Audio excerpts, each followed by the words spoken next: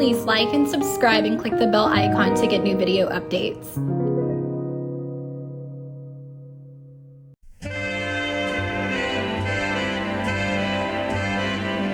Hello and welcome back to King Cole 1965. I am your host Danny Lamar Evans for all things Nat King Cole and more. And today we're shifting the spotlight to a man of many hats, many musical hats, Bobby Darin, and his remarkable time at Capitol Records. From teen pop idol to jazz swinger, folk storyteller, and a protest poet, Bobby Darin wasn't just chasing trends, he was chasing greatness. And at Capitol Records gave him the creative space to stretch out and explore. Now, Bobby Darin was signed to ATCO Records, a division of Atlantic. Now, I don't know the reason why he left Atlantic for Capitol Records. It was stated for creative control of his music.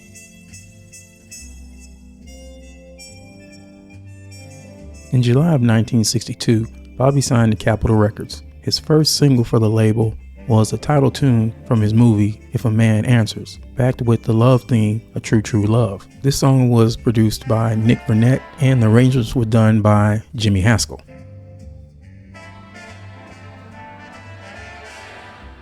Now in 1962 of that year when those singles were recorded, Bobby was rushed back into the studio to record an album called Oh Look at Me Now, but it wasn't released up until 1964. The arrangements were done by Ralph Carmichael and Billy May. For the longest, when I heard this album, I thought that Billy May arranged and conducted the whole session, but I found out later that Ralph had did a couple of arrangements for a couple of songs on that album. Now during this recording session, Billy May tells his story on how when Bobby came to the studio, that Bobby was pretty young and all the musicians around him were pretty old. And you have to realize back then, these guys, they were seasoned professional studio musicians. They were knocking out 5 to 6 sessions a day. And some of them can be pretty grouchy and pretty irritated. Bobby, I think he rubbed somebody the wrong way. And Billy Mays tells this story on what happened.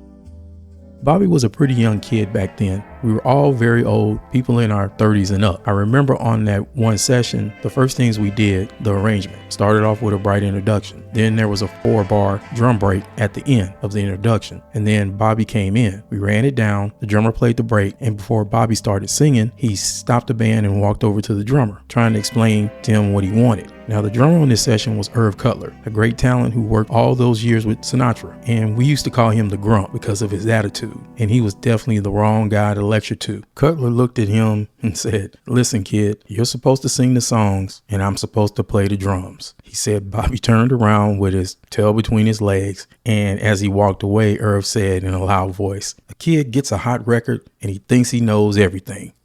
Pretty much after that, we never had any trouble out of Bobby Darin. He was very cooperative.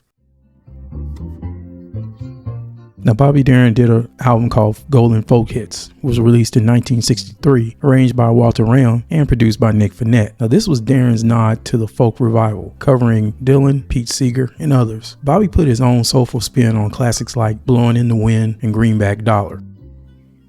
Recorded April 6, 1963, Bobby recorded a song called 18 Yellow Roses. This was arranged and conducted by Jack Niche and produced by Nick Burnett. The song was released May 6, 1963, Capitol Master 39440, Take 8, and it charted May 11, 1963, reaching number 10 on the Billboard charts.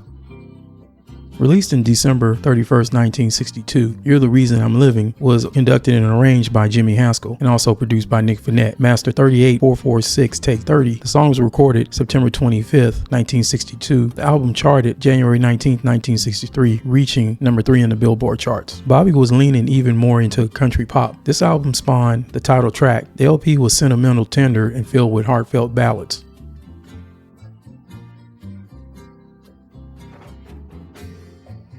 Now, this album Bobby Darin recorded, Earthy, was originally scheduled for a February 4th, 1963 release, but Capitol decided to shelve it because he had just released You're the Reason I'm Living and it shot to number 3. So they kind of rushed Bobby back into the studio to record that album, You're the Reason I'm Living. And I guess this album was pushed back much later. But this album is pretty much traditional songs like La Bamba, most of your folk songs, The Sermon of Samson. And that song I really enjoy because the first time I heard that song was during the when I bought the Capitol Collectors series CD. I wanted to show a scene from the 2004 biopic of Bobby Darin starring Kevin Spacey as Bobby Darin and Kate Bosworth as Sandra Dee, Bobby's wife in the movie. Bobby is up for an Oscar for Best Supporting Actor for the movie Captain Newman, M.D., starring Gregory Peck. So at the 1964 Academy Awards, Bobby loses to Melvyn Douglas, and Bobby's kind of pissed off about it. Now, here's a scene in the movie I thought was very funny. I don't know if this was accurate. You have to take these biopics like, a grain of salt. Sometimes they kind of amped up a couple of stuff that's not true. But it shows when Bobby and Sandy get home, and I really hope I don't get a copyright strike from showing this, but I'm going to take a chance and show it anyway. You don't care about people, Hud. You don't give a damn about them.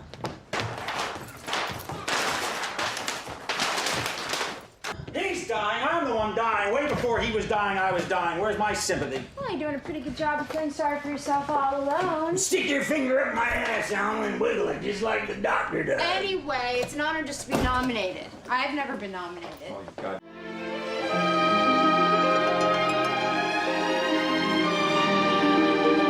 Released in 1964, Bobby recorded From Hello Dolly to Goodbye Charlie, arranged by Richard Wess.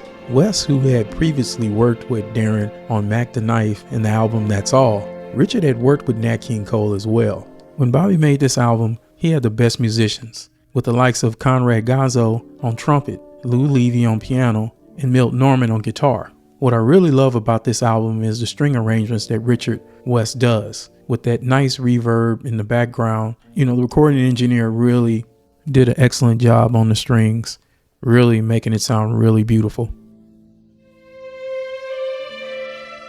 Now, Bobby's last album with Capitol Records was Venice Blue, released in 1965, and it was arranged by Richard Wess and producer Steve Douglas. Bobby Darin's Capitol years wasn't filled with chart-topping hits, but they were rich in experimentation.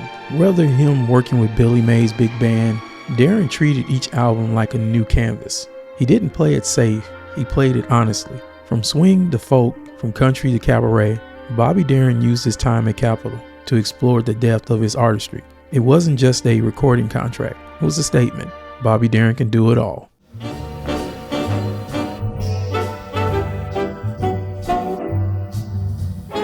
Thank you, ladies and gentlemen, for being such a lovely audience. Like I always say, make the best of everything, because once you're dead, brother, life ain't worth living.